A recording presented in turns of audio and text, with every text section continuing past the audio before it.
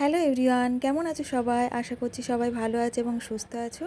তো সকালবেলা ঘুম থেকে উঠে সমস্ত কাজকর্ম আমি সেরে নিয়েছি। সমস্ত কাজ আমার হয়ে গেছে, টিফিনও করা হয়ে গেছে।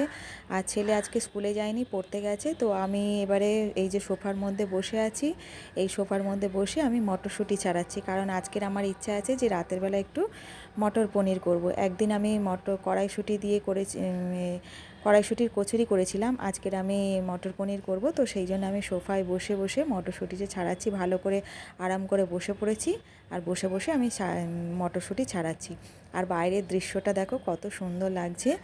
এই গাছে নতুন পাতা এসেছে, তো কালারটা কত সুন্দর লাগছে দেখো, সেটা তোমাদেরকে একটু দেখালাম। আমার এই জায়গাটা এত সুন্দর না, খুব ভালো লাগে।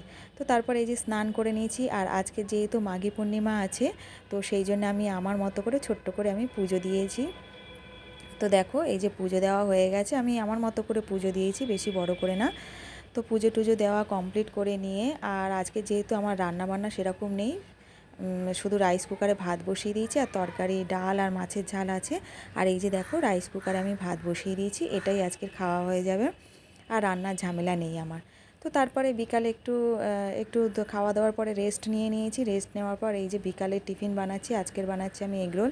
তিনজনের তিনটে এগরোল বানাবো। তো তার জন্য প্রথমে আমি একটু অন্যরকম করে এগরোলটা বানাই। এই যে প্রথমে আগে রুটিগুলো আমি সেঁকে নিই, তারপরে আমি ডিম দিয়ে একটা একটা করে বানাই। এই যে দেখো রুটি আমার সেঁকে নিয়েছি, তিনটে রুটি, আর এই যে ডিমটা দিয়ে দিয়েছি।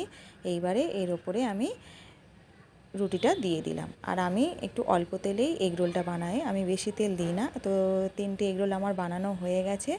এবার এর মধ্যে আমি শসা আর পেঁয়াজ কেটে রেখে দিয়েছিলাম, সেটাই আমি এখন সুন্দর করে সাজিয়ে দিচ্ছি। আর এই যে সস, এবার অল্প করে আমি সসটা দিয়ে দেব। চিলি সসটা নেই, এই টমেটো সসটাই দিচ্ছি, চিলি সসটা শেষ হয়ে গেছে। তো আজকের আমাদের টিফিন হচ্ছে এগরোল আর হচ্ছে চা করব। আর এখানেই আমি ভিডিওটা শেষ করলাম। সবাই ভালো থেকো, সুস্থ থেকো।